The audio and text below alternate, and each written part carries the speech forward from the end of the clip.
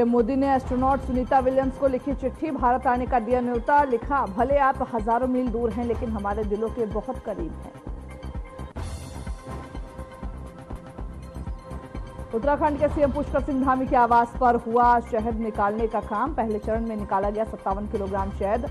अधिकारियों को शहद महोत्सव आयोजित करने के लिए दिए गए दिशा निर्देश। मुख्य सचिव राधा रतूड़ी की अध्यक्षता में सचिवालय में 7वीं स्टेट ब्रॉडबैंड कमेटी की बैठक हुई आयोजित। नेशनल ब्रॉडबैंड मिशन 2.2 के प्रभावी क्रियान्वयन पर हुई चर्चा। 21 मार्च को सीएम योगी आदित्यनाथ जाएंगे अयोध्या। रामलला हनुमान गढ़ी का करेंगे दौरा। वही दर्शन करेंगे रामकथा पार्क में। क्रेडिट कैंप में लाभार्थियों को बांटेंगे। यूपी के संभल में शाही मस्जिद में पेंटिंग का काम तीसरे दिन भी जारी। मस्जिद की साइड की दीवारों पर मुख्य द्वार पर एएसआई द्वारा उपलब्ध कराए गए मजदूरों की मदद से पेंटिंग का चल रहा कार्य।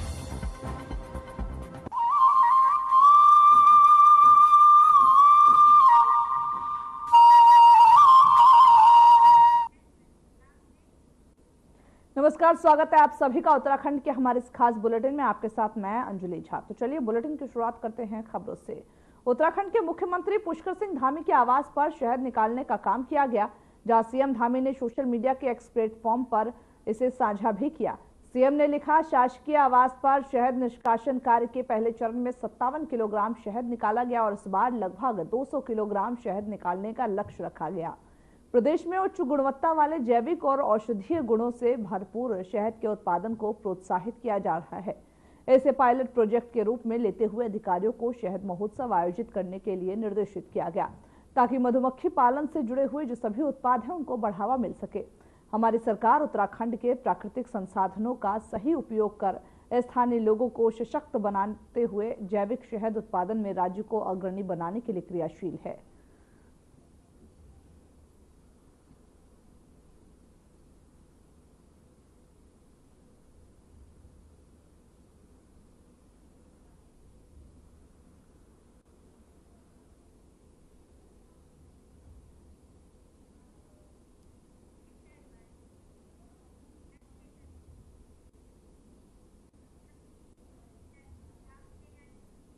वह उत्तराखंड के सीएम पुष्कर सिंह धामी ने छात्रों की सुविधा को ध्यान में रखते हुए नई बसों को हरी झंडी दिखाकर रवाना किया है।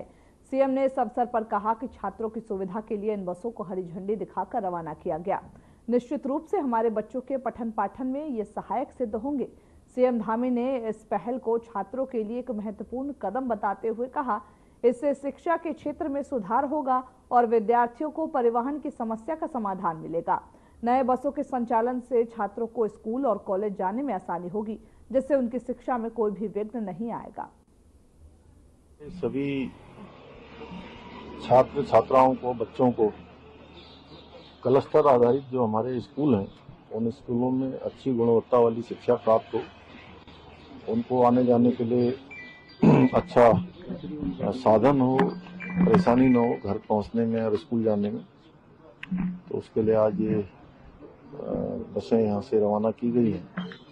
निश्चित रूप से ये हमारे बच्चों के पठन पाठन में बहुत सहायक सिद्ध होंगे और ये पूरे उत्तराखंड के अंदर इस प्रकार का ये नवाचार आने वाले समय में हमारे उदयमान नवोदित छात्र छात्राओं के लिए उनके भविष्य के निर्माण में बहुत सहायक सिद्ध होगा।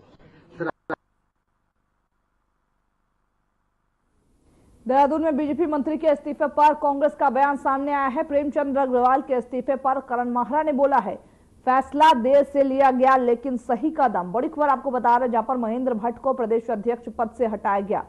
बड़ी खबर आपको बता रहे, देहरादून में बीजेपी मंत्री के इस्तीफे पर कांग्रेस का बयान सामने आया है। प्रेमचंद अग्रवाल के इस्तीफे पर करण माहरा ने बयान दिया, फैसला देरी से लिया गया लेकिन सही लिया गया। वहीं महेंद्र भट्ट को प्रदेश अध्यक्ष के पद से हटाएं, ये मांग करते हुए भी नजर आए हैं। तो बड़ी खबर आपको बता रहे, जहां पर कांग्रेस लगातार बीजेपी पर प्रेमचंद अग्रवाल के बयान को लेकर के तंज कसते हुए नजर आ रही है। अब करण माहरा का बयान सामने, जिसमें उन्होंने कहा कि फैसला देरी से लिया गया लेकिन सही लिया गया और साथ ही महेंद्र भट्ट को बीजेपी प्रदेश अध्यक्ष के पद से हटाने की भी मांग की है।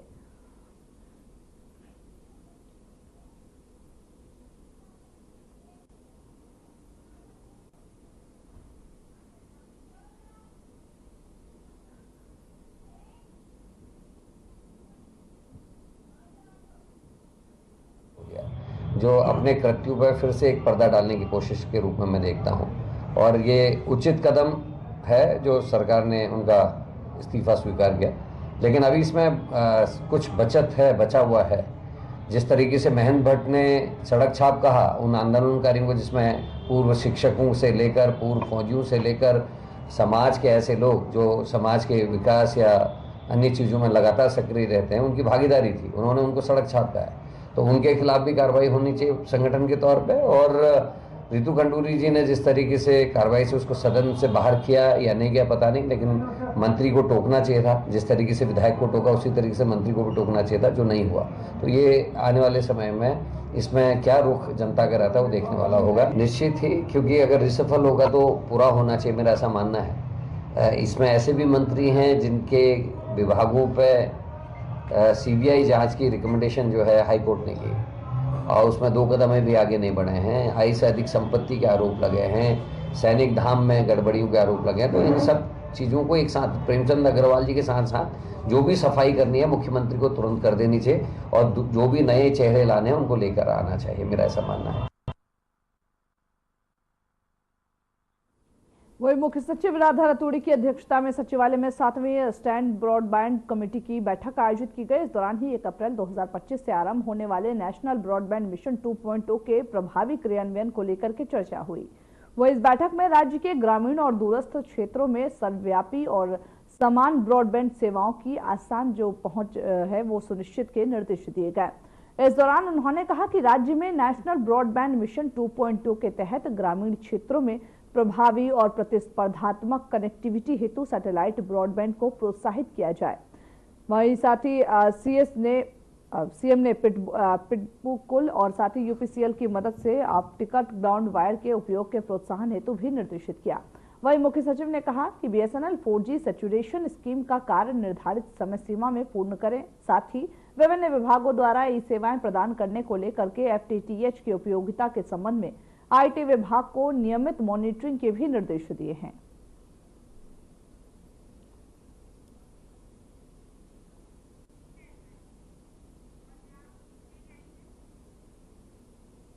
वही मंडल मुख्यालय पौड़ी में कमिश्नर के अस्थायी तौर पर न बैठने को लेकर के कांग्रेस ने कमिश्नरी पौड़ी परिसर में जमकर हंगामा किया है। बता दें कि जहां पर मंडल मुख्यालय पौड़ी में कमिश्नर के अस्थायी तौर पर नहीं बैठे थे, जिसको लेकर के कांग्रेस के पूर्व प्रदेश अध्यक्ष गणेश गोदियाल के नेतृत्व में प्रदर्शनकारियों ने LUCC यानी कि Loni urban multi state credit और त्रिप्रेट कोऑपरेटिव सोसाइटी द्वारा धोखाधड़ी करने और जनता की कमाई ठगने के मामले पर भी विरोध जताया।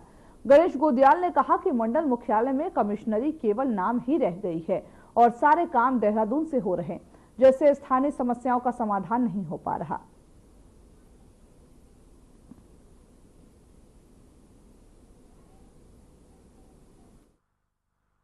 बिल्कुल भाई, इस पे सरकार ने अभी जनता को कोई आश्वासन नहीं दिया और बहुत ही ज़्यादा दुर्भाग्यपूर्ण बात है कि इस मामले में सबसे ज़्यादा महिलाओं को ठगा गया है।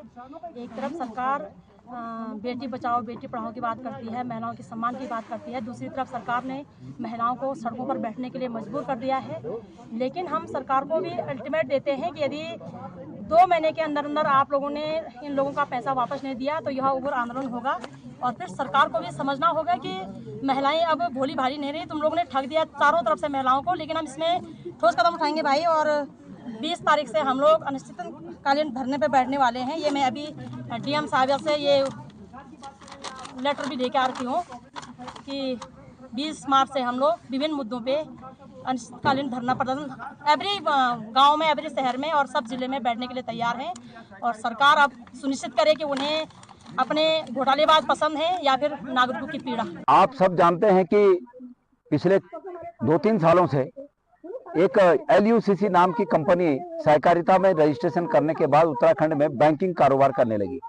पहले तो ये बात है कि एक कृषि समिति के रूप में रजिस्टर्ड कोऑपरेटिव समिति बैंकिंग कारोबार कैसे कर पा रही है, और उसके बाद सरकार के पास ये सूचना होनी चाहिए थी कि इस प्रकार के अनैतिक कारोबार से हो सकता है कि लोगों को कहीं ठगा न जाए।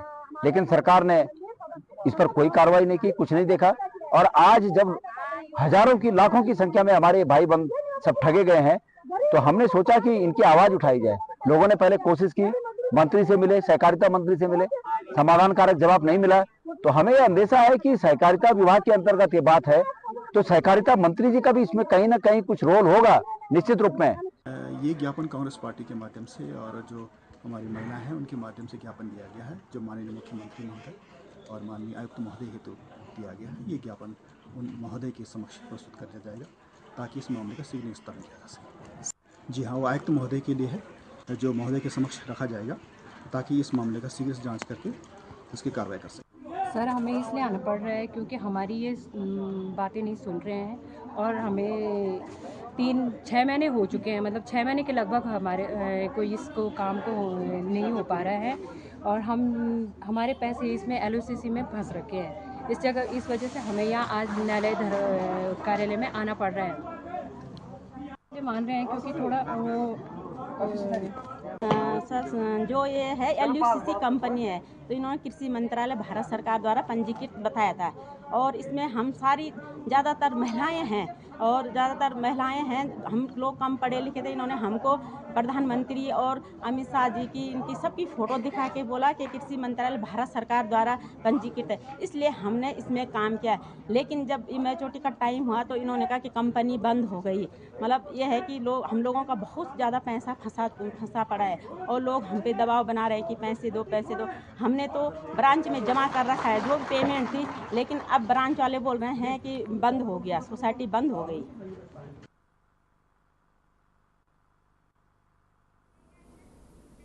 वही बुलेटिन में वक्त हो चला एक छोटे से ब्रेक का, जल्द होंगे हाजिर।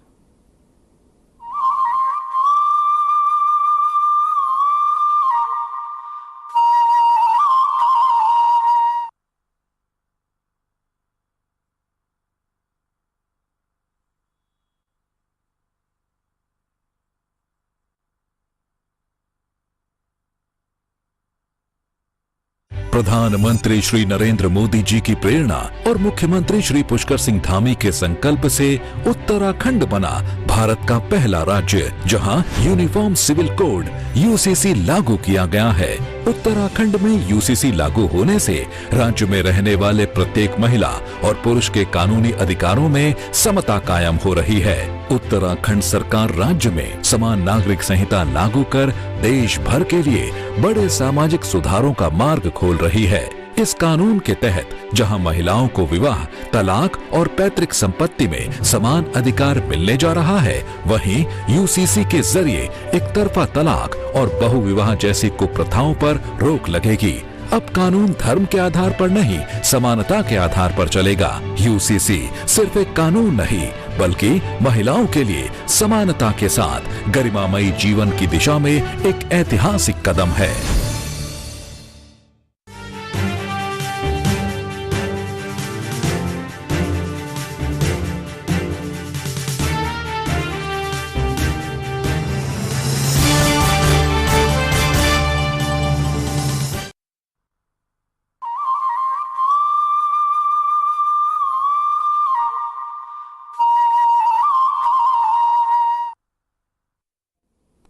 ब्रेक के बाद आप सभी का एक बार फिर से स्वागत है हमारे इस बुलेटिन में। बढ़ते हैं खबरों की ओर। हिमालय पुत्र स्वर्गीय हेमवती नंदन बहुगुणा की 36वीं पुण्यतिथि पर याद किया गया।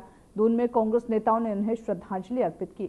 वह इस मौके पर कांग्रेस उपाध्यक्ष सूर्यकांत धस्माना ने कहा कि भारत के पूर्व वित्त मंत्री और उत्तर प्रदेश के पूर्व मुख्यमंत्री रहे हिमालय पुत्र स्वर्गीय हेमवती नंदन बहुगुणा का व्यक्तित्व महात्मा गांधी और नेताजी सुभाष चंद्र बोस की व्यक्तित्व के जैसा था।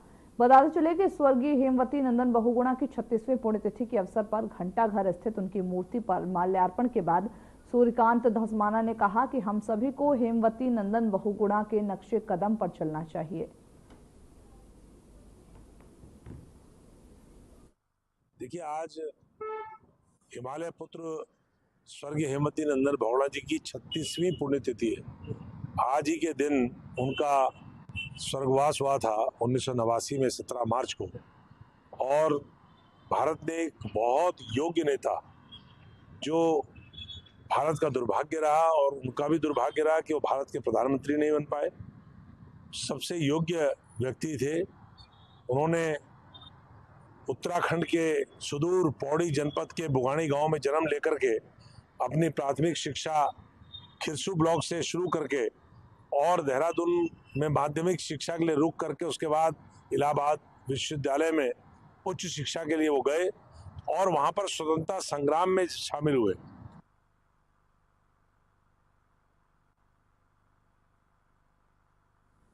वही थराली नगर पंचायत सभागार में नगर पंचायत अध्यक्ष सुनीता रावत की अध्यक्षता में एक महत्वपूर्ण बोर्ड बैठक आयोजित की गई। इस बैठक में नगर क्षेत्र के 3 वार्डों से निर्वाचित जो सभासद हैं उन्होंने अपने अपने वार्डों में विकास कार्यों के प्रस्ताव रखे। बैठक में नगर पंचायत के सभी वार्डों में पानी के धारों को पुनर्जीवित करने और उनके सौंदर्यीकरण के प्रस्ताव पर चर्चा हुई। इसके साथ ही पथ प्रकाश मंदिरों के सौंदर्यीकरण और पैदल रास्तों के निर्माण के प्रस्ताव पर भी पारित हुए, जो क्षेत्रवासियों के जीवन स्तर को बेहतर बनाने में मदद करेंगे। आज हमारी प्रस्ताव की पहली बैठक हमने रखी है। इसमें सभी लोग उपस्थित रहे हैं, हमारे पार्षद और अधिकारी और मीडिया बंधु सभी लोग उपस्थित रहे हैं। तो हमने इस पे मेन जो हमारे प्राथमिकता हमने कामों को देनी है उसको लेकर के डिस्कस किया है। यहाँ पे सभी लोगों ने हर वार्ड को लेकर के हमारा देवराड़ा जो वार्ड है उसका प्रतिनिधित्व मैं स्वयं कर रही हूँ और वहाँ पर की भी कुछ समस्याएं हैं। वो मेनली मैंने अभी तो जाना है कि जो हमारी वो मंदिर है, नंदा देवी का मंदिर है, उसका सौंदर्यीकरण का हमने रखा है। दूसरा वहाँ पर वॉशरूम और पुजारी के लिए रूम के लिए हमने एक प्रस्ताव रखा है।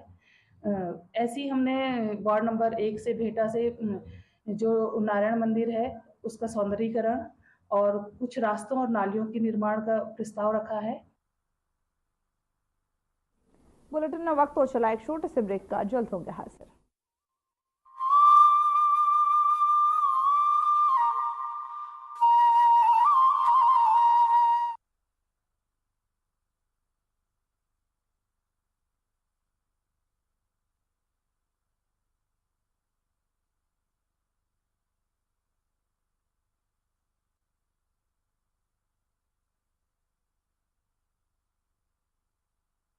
प्रधानमंत्री श्री नरेंद्र मोदी जी की प्रेरणा और मुख्यमंत्री श्री पुष्कर सिंह धामी के प्रधानमंत्री नरेंद्र मोदी जी की प्रेरणा और मुख्यमंत्री पुष्कर सिंह धामी के नेतृत्व में उत्तराखंड सरकार ने यूसीसी के जरिए विभिन्न कानूनों की जटिलताओं को खत्म कर सुगम न्याय का मार्ग प्रशस्त कर दिया है।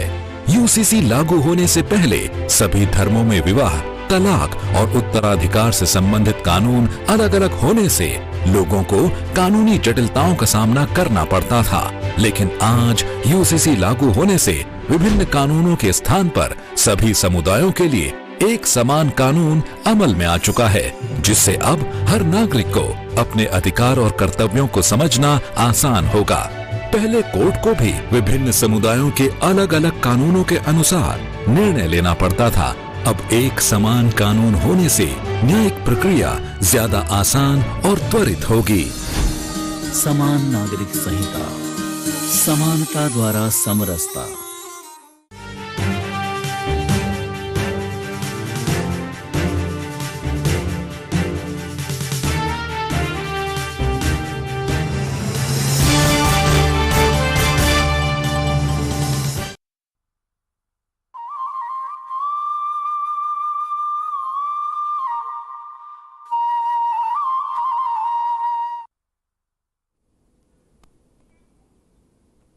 वही प्रदेश भर में अवैध मदरसों के खिलाफ चलाया जा रहा जो अभियान है उसके क्रम में कोटद्वार के ग्रासनगंज में स्थित अवैध मदरसे को भी स्थानीय प्रशासन ने सीज कर दिया।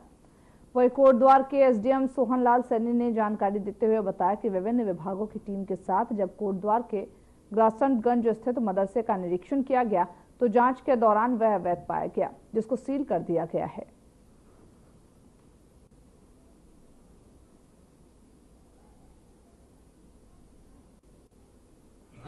जिसमें ग्रासनगंज में जो एक मदरसा हमें ऐसा संचालित होना पाया गया है जिसमें उनका पंजीकरण नहीं था, तो पंजीकरण ना होने के कारण उसको जो है तत्काल प्रभाव से जो है सील कर दिया गया है। जी, इसमें और कौन कौन से विभाग शामिल थे, किस तरह से? इसमें हमारे साथ में जो है पुलिस विभाग सीओ साहब थे, साथ ही समाज कल्याण विभाग से थे और बीओ साहब एजुकेशन डिपार्टमेंट से।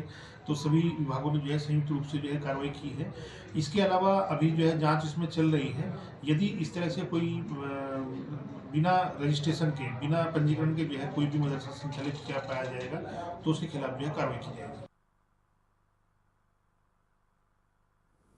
वही प्रधानमंत्री आवास योजना सबके लिए आवास के घटक लाभार्थी आधारित नवनिर्माण के जो अंतर्गत नगर क्षेत्र के 402 लाभार्थियों को मुख्यमंत्री से प्राप्त राशि 1,95,80,000 रुपए का संबंधित लाभार्थियों के खाते में हस्तांतरण कार्यक्रम आयोजित किया गया। यह कार्यक्रम मेयर दीपक बाली द्वारा नगर निगम सभागार में आयोजित किया गया। वहीं उक्त राशि शाम तक लाभार्थियों के बैंक खाते में पहुंच जाएगी। यदि किसी के खाते में राशि न पहुंचे तो वह नगर निगम कार्यालय से संपर्क कर सकता है। इस अवसर पर मेयर दीपक बाली ने लाभार्थियों से अनुरोध भी किया कि वे उक्त धनराशि का उपयोग सिर्फ अपना घर बनाने में करें। दूसरे कार्यों में लगाए जाने पर धन वापस भी ले लिया जा सकता है।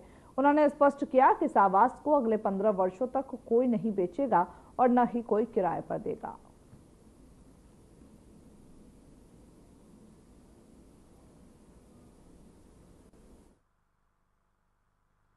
इसमें कुछ लाभार्थी है जिनकी प्रथम किस्त शुरू हुई है, जिन्होंने अभी काम शुरू करा है, उनको 20,000 रुपये प्रति लाभार्थी के हिसाब से 44 लाभार्थी हैं। द्वितीय किस्त जिसमें 27 लाभार्थी हैं, इनको 60,000 रुपये प्रति किस्त के हिसाब से पहुंचेगा आज। तृतीय किस्त जो है वो 109 लाभार्थी हैं, इनको 80,000 के हिसाब से पहुंचेगा। चतुर्थ किस्त 210 लाभार्थी हैं, इनको 40,000 के हिसाब से पहुंचेगा। पंचम किस्त जो 12 लाभार्थी हैं, इनको 20,000 के हिसाब से पहुंचेगा।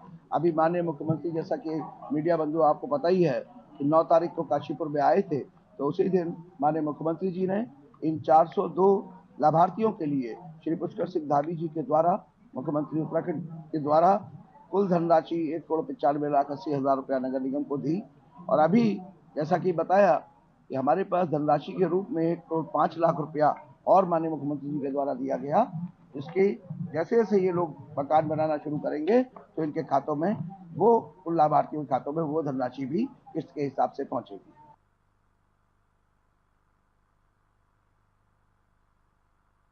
देश भर की जेलों में बंद कैदियों को समाज की मुख्य धारा से जोड़ने के लिए इंडियन ऑयल कॉरपोरेशन लिमिटेड कई तरह के कार्यक्रम कर रहा है। और इसी क्रम में देश भर की 8 जेलों में बंद जो कैदी हैं, उनके लिए खेल और अनुशासन भावना को विकसित करने के लिए तमाम संसाधन उपलब्ध कराए गए। हरिद्वार के रोशनाबाद जेल में IOCL के चेयरमैन AS साहनी और अन्य अधिकारी भी उपस्थित रहे। वो इस कार्यक्रम के तहत कैदियों को खेल सामग्री और मुफ्त जो कोचिंग दी जाएगी ताकि वे बाहर जाकर इन खेलों को बढ़ावा दे सके।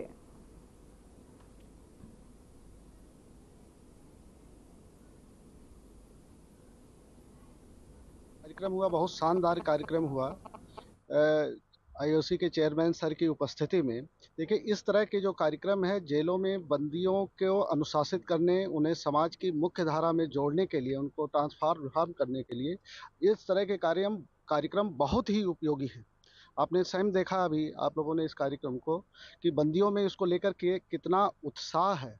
और आने वाले समय में आप देखिएगा कि इस तरह की जो IOC की पहल है वो कारागार का दशा और दिशा परिवर्तित करने में बहुत बड़ी रोल अदा करने जा रही है। अभी हमने परिवर्तन का 10वां अध्याय जो है लॉन्च किया है। ये स्कीम जो है वो इंडियन ऑयल ने लॉन्च करी है देश के विभिन्न जेल प्रशासनों के साथ मिलके, जिससे कि हम लोग जो इनमेट्स हैं, जो कैदी हैं, उनके लाइफ में अनुशासन, स्पोर्ट्स, उसको हम ला सकें ताकि उनको जब तक वो अंदर हैं तब तक उनकी लाइफ अच्छी बन सके और जब वो बाहर जा सकें तो वो जो कुछ यहाँ से सीख के जाएंगे उसको वो आगे जाके प्रोपोगेट कर सकें और सोसाइटी में दोबारा से अपना स्थान अच्छे से प्राप्त कर सकें। तो ये हमारा इनिशिएटिव है जिसको हम लोग लेके आगे बढ़ रहे हैं। और आज हम लोग करीब जो आज से 4 साल पहले शुरू हुई थी ये जर्नी, उसमें हम लोग अभी 200 जेल को कवर कर चुके हैं और 10,000 से ज़्यादा इनमेट्स को कवर कर चुके हैं और ये जर्नी आगे भी बढ़ती रहेगी। तो चलिए, खबरों के हमारे इस बुलेटिन में बस इतना ही। मुझे दीजिए इजाजत। नमस्कार।